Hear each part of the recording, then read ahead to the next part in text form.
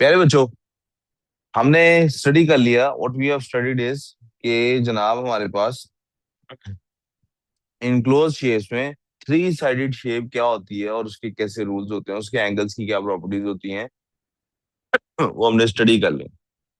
अब हमारी बारी है स्टडी करने की फोर साइडेड शेप को।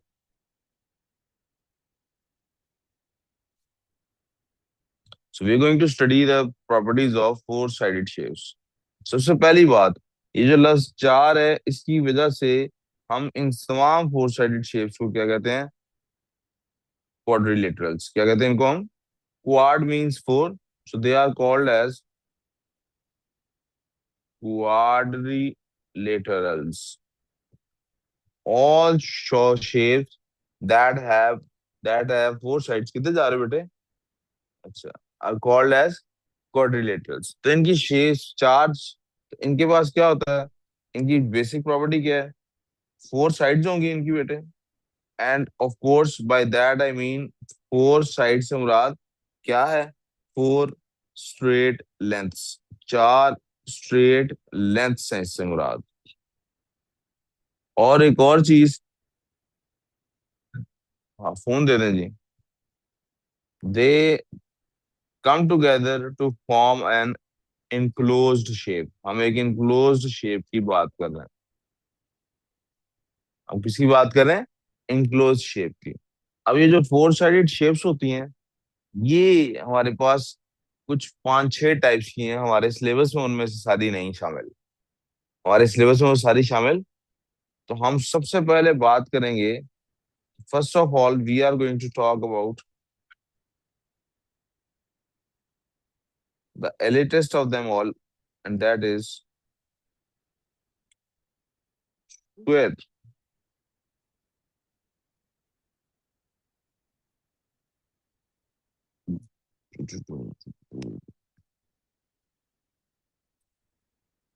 स्क्वायर क्या होता है, मैं साथ साथ डिस्क्राइब कर देता हूँ, प्रॉपर्टीज बाद में लिखवाता हूँ।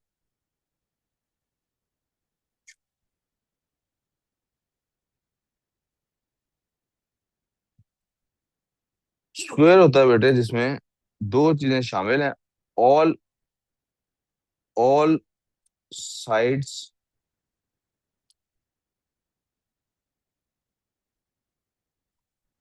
Are equal. दूसरी प्रॉपर्टी क्या होती है क्वाड्रिलेटरल्स की? जब उनकी चार साइड्स होती हैं तो उनके अंदर चार एंगल्स भी होते हैं। और स्क्वायर में क्या होता है? All sides R angle equal. और दूसरी चीज क्या होती है? ऑल ऑल की बजाय क्या लिखते हैं? ईच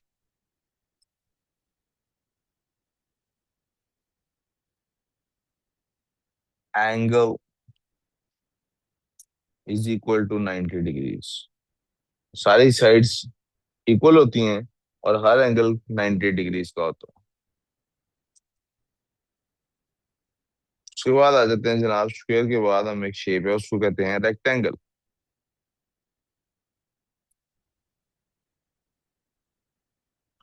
रेक्टेंगल में क्या होता है? ऑपोजिट साइड्स आर इक्वल, और चार जो एंगल्स बनते हैं, each angle is equal to 90 degrees. जी, कोई कंफ्यूजन यहाँ तक? मिनहल, मसला? लिख, किसी को कोई प्रॉब्लम जी? लिख, आपका रजिस्टर कहाँ है? तो लिख नहीं रहे? बाद में कब? कभी भी नहीं बाद में करते आप काम, साथ साथ समझ के वो रोक रोक के लिखते रहे। हाँ जी, इसका मतलब क्या है? सबका? हाँ जी, टोटल 360 होता है। चलें, ये भी लिख देते हैं, उसने सवाल पूछ ही लिया है तो ये बात यहाँ मेंशन भी कर ही देते हैं।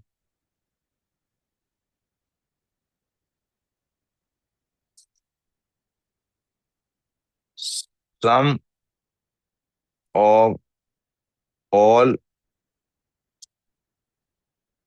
Internal angles is equal to 360 degrees. Triangle में 180 था, इसमें 360 होता है। रेक्टेंगल के बाद शेप क्या बन सकती है हमारे पास? मुझे चाहिए मेरे ख्याल में कि यहाँ साथ साथ उसकी ना डायग्राम भी बना दूं, just for the sake of creating clarity की किस शेप की बात हो रही है। आई नो ये दोनों शेप्स आपको आती होंगी, इतनी मुश्किल शेप्स नहीं है। यहाँ क्यों नहीं बनाया था?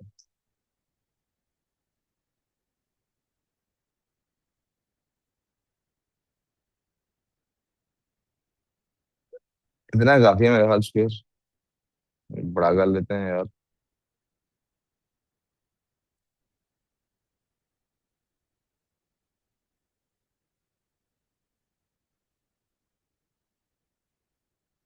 ट्रायंगल।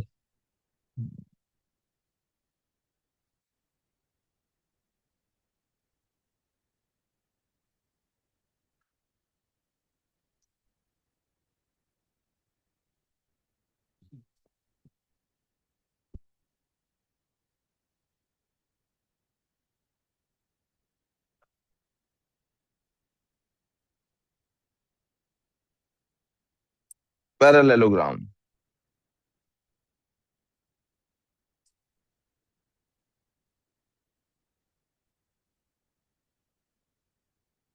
पैरेललोग्राम में क्या होता है? ऑपोजिट साइड्स इसमें भी आर इक्वल।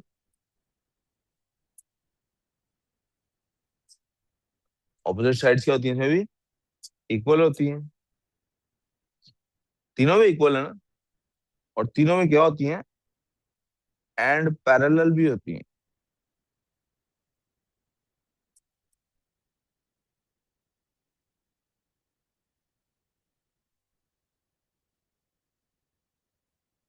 लेकिन अब जब पैरेललोग्राम आ जाता है तो opposite angles can be opposite angles can not be 90 degree.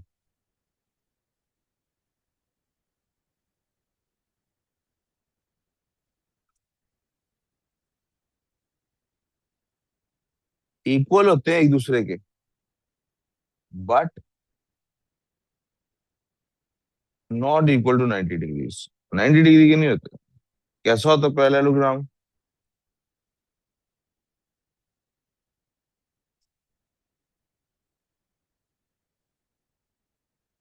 ऐसा होता है पैरेललोग्राम।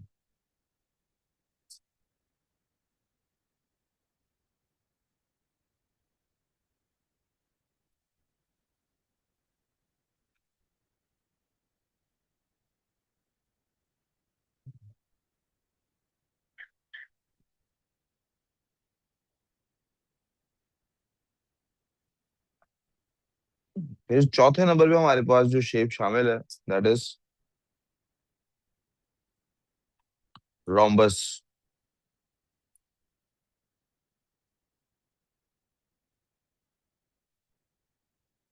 रोम्बस के अंदर क्या होता है?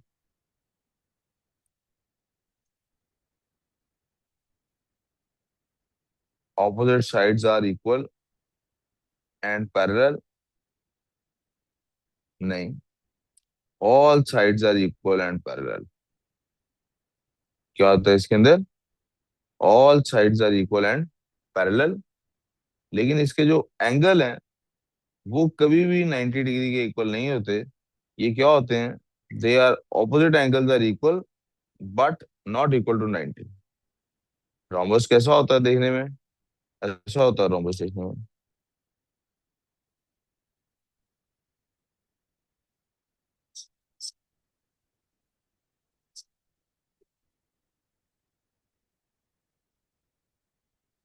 This is rhombus.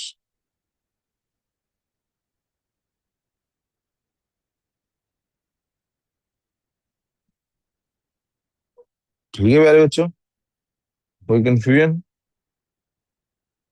कोई मसला? पैरेलल शेप शो करने के लिए हम लोग इस तरह भी साइन एक डालते हैं, मैं डाल देता हूँ जनाब। ये साइन हमें बताता है कि शेप पैरेलल, ये साइड्स पैरेलल।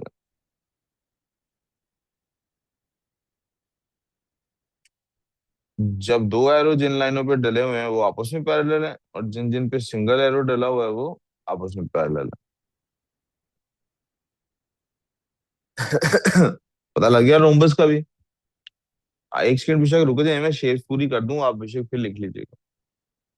फिर एक और शेप है हमारे पास, इसको हम कहते हैं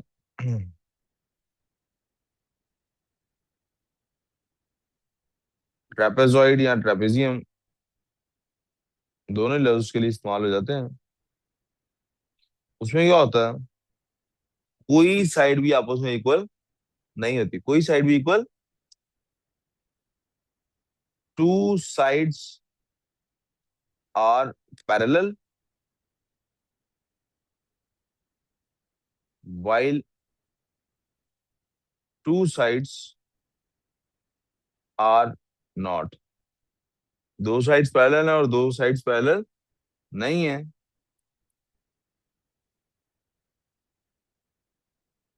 नो फिक्स्ड एंगल, कोई फिक्स एंगल्स नहीं है उसके अंदर। यहाँ पे वीडियो एक मिनट के लिए रोकता हूँ, आप नोट कर लें। From here on, I want you guys to make a table. Table किस तरह का बनाना है?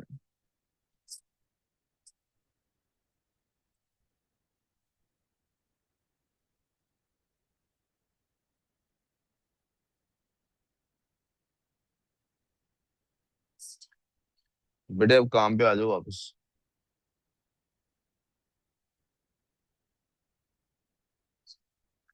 नेम,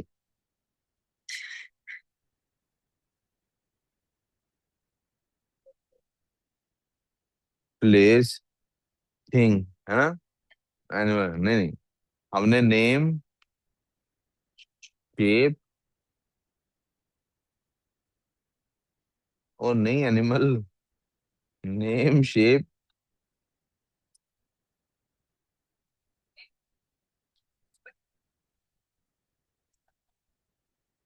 एरिया,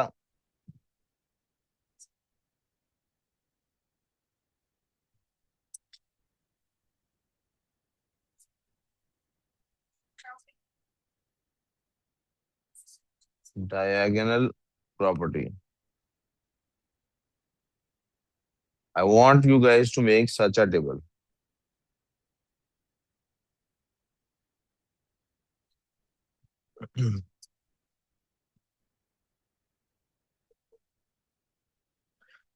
मैं इन्हीं सब चीजों का नाम लिखने लगा हूँ। बेटे भी जब मेंसुरेशन आएगा तो इन प्रॉपर्टीज की बेसिस पे पता लगेगा ना कि हम ये चीजें फाइंड कर सकते हैं कि नहीं।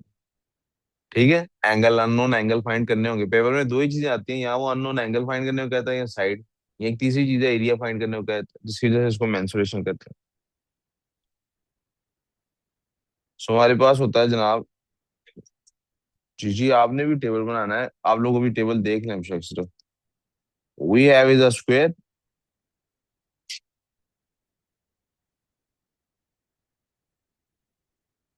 We have a rectangle. बेशक एक मिनट रुक जाए, मैं टेबल बना लूंगा, आप बाद में बना लीजिएगा, ऐसे कर लें।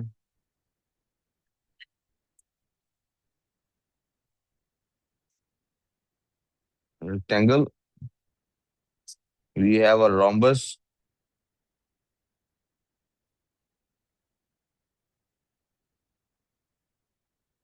ये पैरेललोग्राम।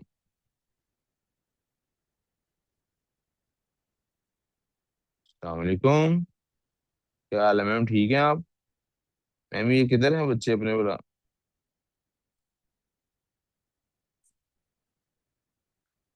और ये राहिमा और महरूर, और राहिमा, और कोई ऑप्शन? अलीशा? मेरे पास तो नहीं है। क्यों ऑनलाइन है वैसे? खुशदिल और अलीशा की जी रिक्वेस्ट, ये मुझे तो नहीं पता लगेगा, ऐसे सारा दिन इनकी रिक्वेस्ट आई होगी तो। हाँ, पैरेललोग्राम। प्लीज काम पे तो जो।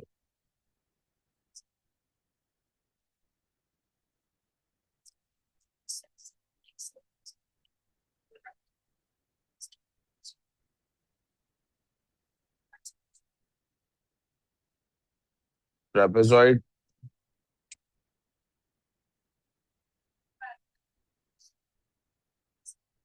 Right.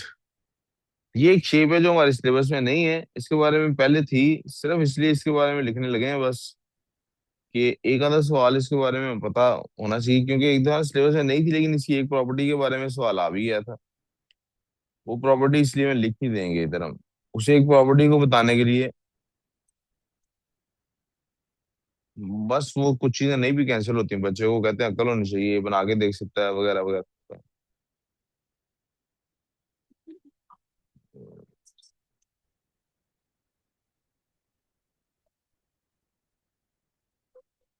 Boys and girls please अब काम करें, साथ साथ शेप बनाते हैं साथ साथ।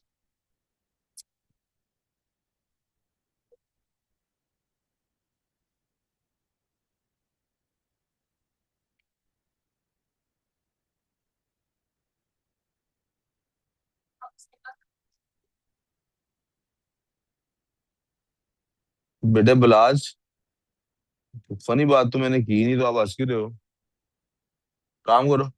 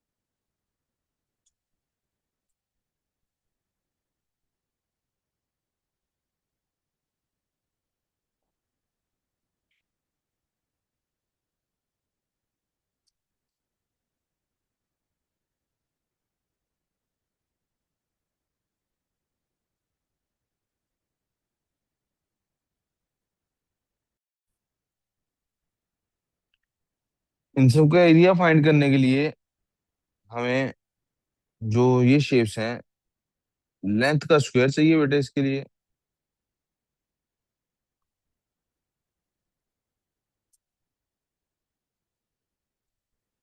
विच इज बेसिकली एक साइड की लेंथ मल्टीप्लाई बाय दूसरी साइड की लेंथ, तो वो लेंथ चूंकि दोनों साइड में सेम लेंथ है तो वो लेंथ का स्क्वायर बन जाता है, we call it L square is.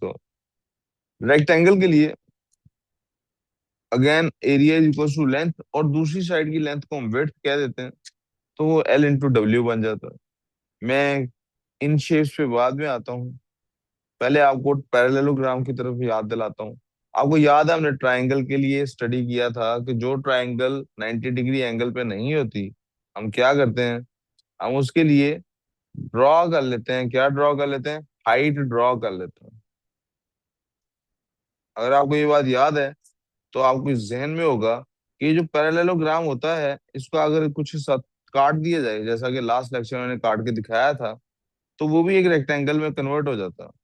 What we actually need is, जिस साइड को भी आप बेस लेंगे, हमें असल में उस साइड, वो जो बेस जिस साइड को भी आपने लिया है, ऑल वी नीड इज कि हमें उस बेस से उसकी ऑपोजिट साइड का एल्टीट्यूड मिल जाए, जिसमें कि 90 डिग्री का एंगल बनता हो, ताकि हम लोग क्या करें, बेस इनटू हाइट में इसको कन्वर्ट करते हैं। That is all that we actually need.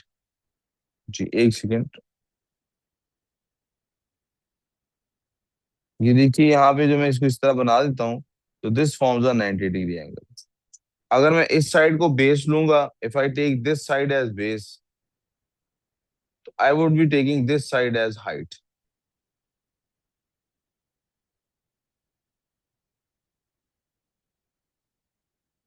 And vice versa. ठीक है, समझ गए आप मेरी बात? जी वो कर। और ये लाइन आप यहाँ से भी ड्रॉ कर सकते थे, नॉट दैट मुझे वहीं से ड्रॉ करनी थी, you could have drawn this line from here as well, just to tell you कि यहाँ से भी हाइट ड्रॉ हो सकती थी। जी वो कर, आप कुछ कह रहे थे? जी कुछ कहना था आपने?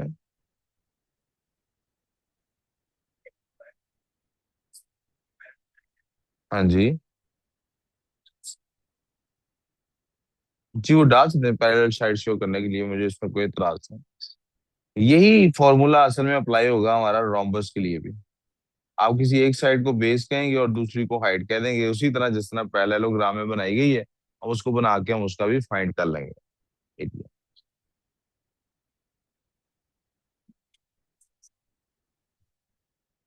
काइट जैसा कि मैंने बताया हमारे सिलेबस में नहीं है, इसलिए मैं इसका तस्करा भी आपके साथ कुछ भी नहीं करना चाहता। इसमें से सिर्फ मुझे एक डायगोनल प्रॉपर्टी बतानी है आपको। वो क्या है? दैट प्रॉपर्टी इज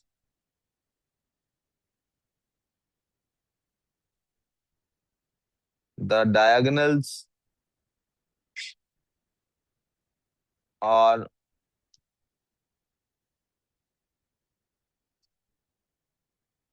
ये साइन होता है परपेंडिकुलर होने का बेटे। और वर्ड्स ही लिखता हूँ, are perpendicular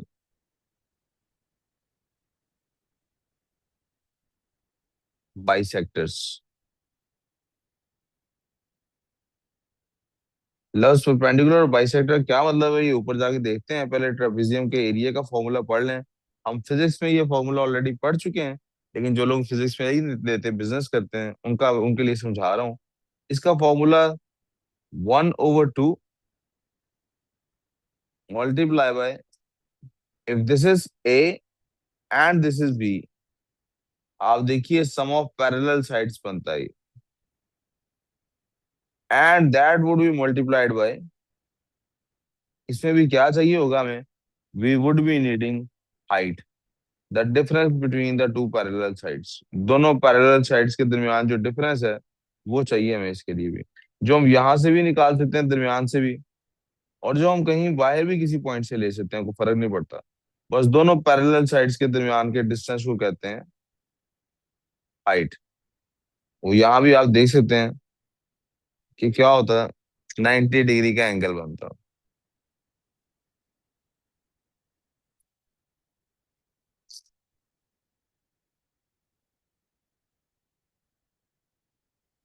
and this would be called as height.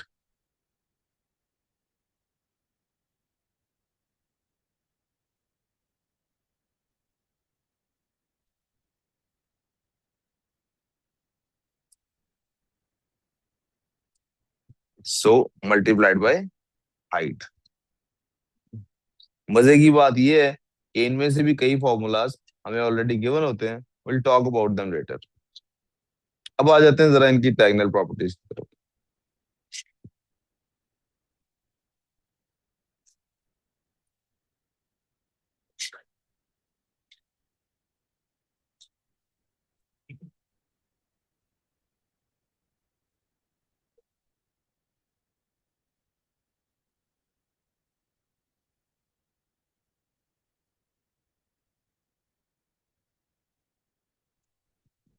Perpendicular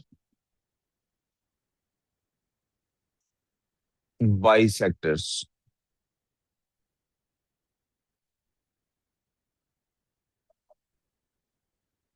बेटे काम पे ध्यान नहीं लग रहा, मुझे बातें सुनाई दे रही हैं सिर्फ मुंता। क्या समझा रही हो उसको? है परपेंडिकुलर का क्या मतलब है? परपेंडिकुलर क्या मतलब है? परपेंडिकुलर का मतलब होता है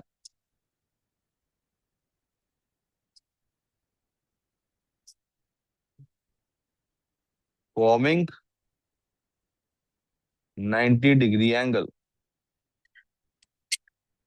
बाइसेक्टर का क्या मतलब होता है? Cutting in half. यानी ये आपस में 90 डिग्री का एंगल भी बनाते हैं और एक दूसरे को हाफ पे कट भी कर देते हैं। This is exactly like this. Let me use some different colour. जो बेटे साइड इसकी लेंथ है इस हाफ की, सॉरी,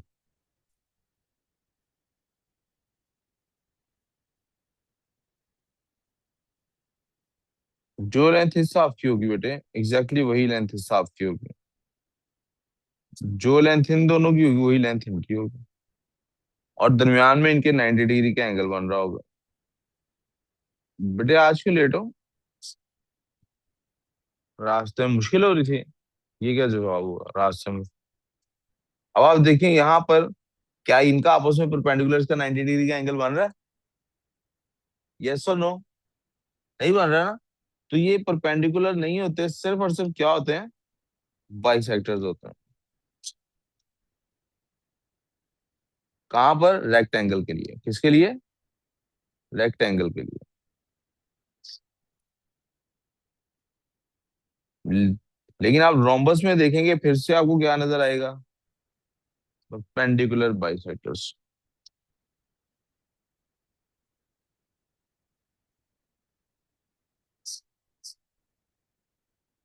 फिर आप पैरेललोग्राम में देखेंगे तो आपको क्या मिलेंगे? सिर्फ बाइसेक्टर्स।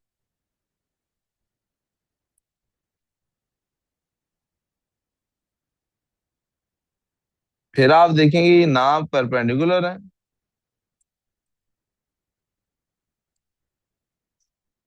और ना ही ये बाइसेक्टर्स हैं।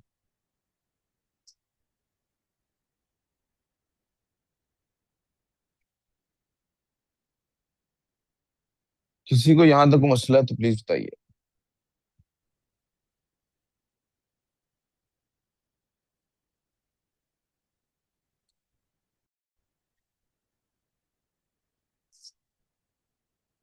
जी,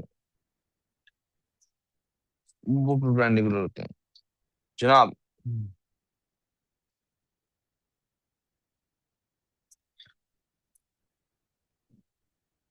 सर, क्या आंसर ठीक है? आप खुश हैं?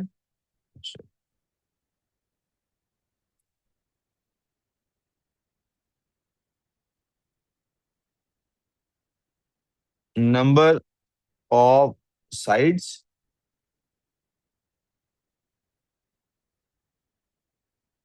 Name of shape.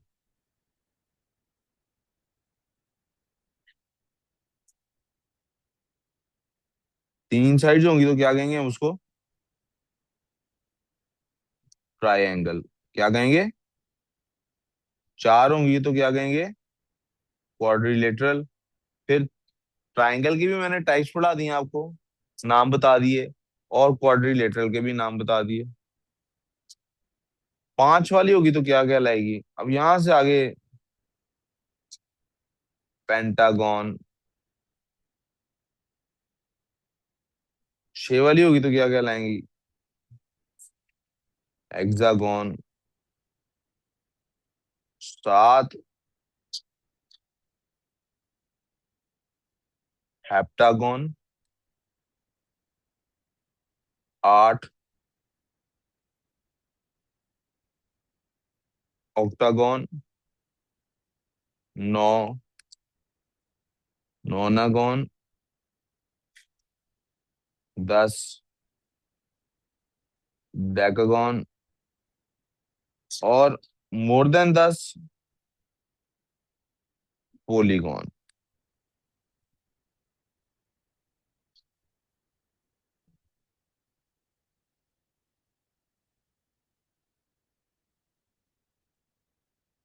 यहीं पे एक और चीज मुझसे समझ लेनी है आपने।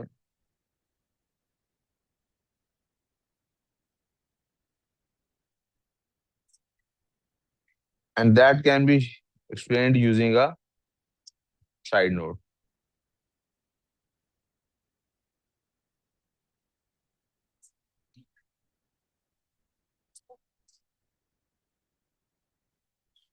रेगुलर। क्या लिखा है लफ्स? रेगुलर क्या लिखा है? Regular shape means all sides are equal. कभी भी किसी शेप को कहते हैं और कि वो रेगुलर है तो इसका क्या मतलब है? ऑल साइड्स आर, अगर ऑल साइड्स इक्वल हैं तो all angles will also be equal होंगे। क्या होंगे? इक्वल होंगे। क्या होंगे बच्चों? हाँ जी।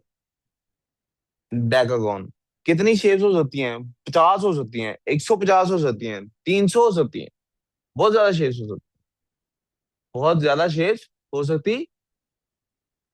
ऑल एंगल्स भी इक्वल हैं और ऑल साइड्स भी इक्वल हैं। जब ऑल एंगल्स भी इक्वल हैं और ऑल साइड्स भी इक्वल हैं, ठीक है, तो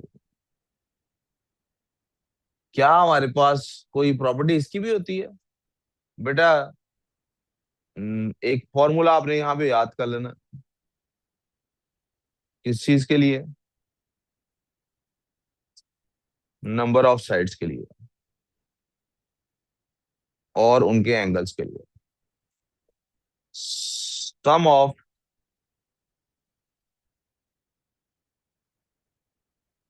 all internal angles. Sum of all internal angles. तमाम इंटरनल एंगल्स का सम निकालने का किसी भी पॉलीगॉन के लिए एक ही फॉर्मूला है, एंड दैट इज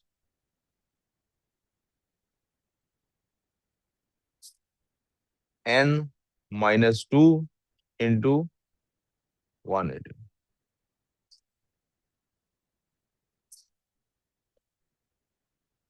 जितने भी एंगल्स हों उनका सम निकालना हो आपने। देखो साइड्स 10 होंगी तो एंगल भी कितने, चार साइड्स हैं तो कितने एंगल बनते हैं? चार। पांच साइड्स हैं, कितने बनेंगे? पांच। तीन साइड्स से कितने एंगल बने थे? तीन। 50 साइड्स होंगी, कितने एंगल बनेंगे? 50। उन सबका सम हमेशा क्या निकलेगा? इस फॉर्मूले से, n-2 मल्टीप्लाई बाय 180। और अगर रेगुलर है, अगर क्या है, शेप रेगुलर है, तो फिर सारी साइड्स सेम होंगी। सारी साइड सेम होंगी तो नंबर ऑफ एंगल्स भी सेम होंगे। और सारे एंगल्स भी एक दूसरे से इक्वल होंगे कि नहीं होंगे?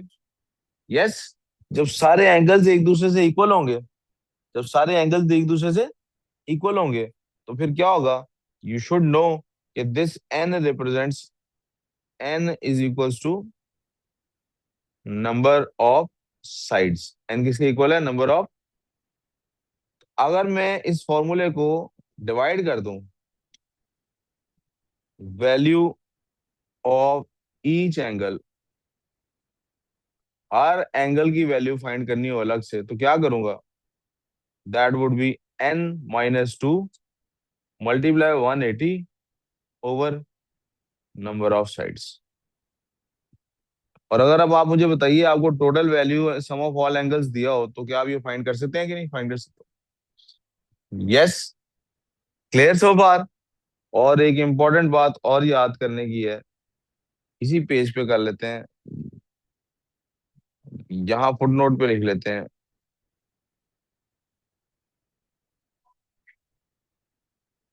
सम of external angles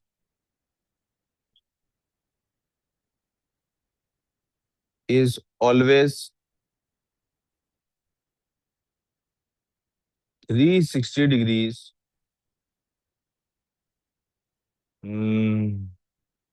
regardless of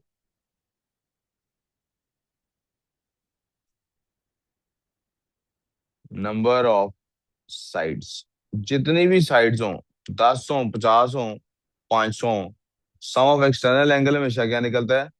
360। क्या निकलता है हमेशा बच्चों? बोल नहीं रहे आप, थके?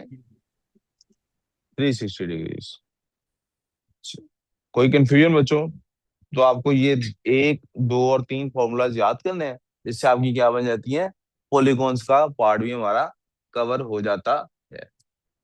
इसका एरिया का फॉर्मूला फाइंड, इसके एरियाज निकालने की हमें जरूरत, एरिया में बस उन्हीं जो शेप्स का ऊपर मैंने फॉर्मूला लिखा दिया, उन्हीं का एरिया निकालना था। उससे ज्यादा किसी का तो क्या इस टॉपिक में और भी कुछ है? जिस टॉपिक से अब नया टॉपिक है कि निकलना है, वो मैं आपके सामने रखने लगा हूँ बस। भाई अगर 6 साइड्स होंगी तो क्या शेप ऐसी बनेगी?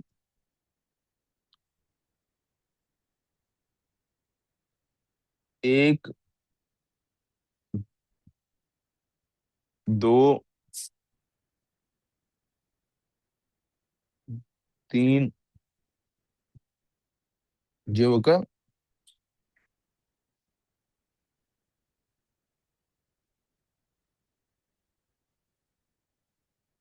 क्या?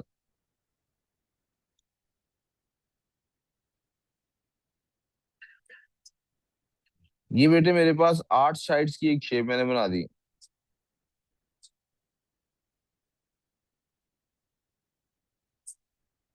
8 ही बन रही है, देखें जी, काउंट कर लें। 1 2 3 4 5 6 7, 8 बन रही है। नहीं, 8 बन रही। 8 ही बन रही है ना। अगर मैं साइड्स बढ़ाता हूँ।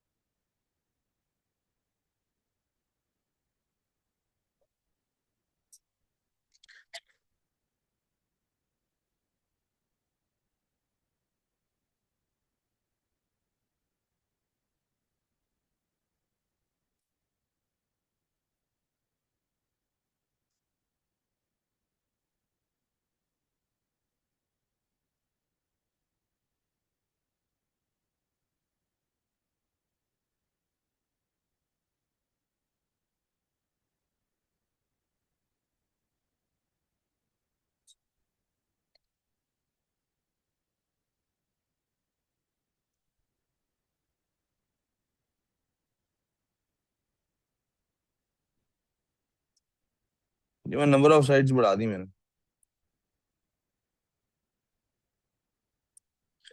आप देखें ना शेप में किस किस्म का चेंज आ रहा है। अगर मैं नंबर ऑफ साइड्स और बढ़ाता जाऊंगा तो क्या होगा? This will convert into a shape जिसमें नंबर ऑफ साइड्स इतनी ज्यादा हो जाएंगी कि वो हमें कैसा लगने लगेगा? एक कंप्लीट सर्कल। क्या लगने लगेगा? तो कल का हमारा टॉपिक होगा सर्कल और उसकी properties. Are we clear so far? Yes sir.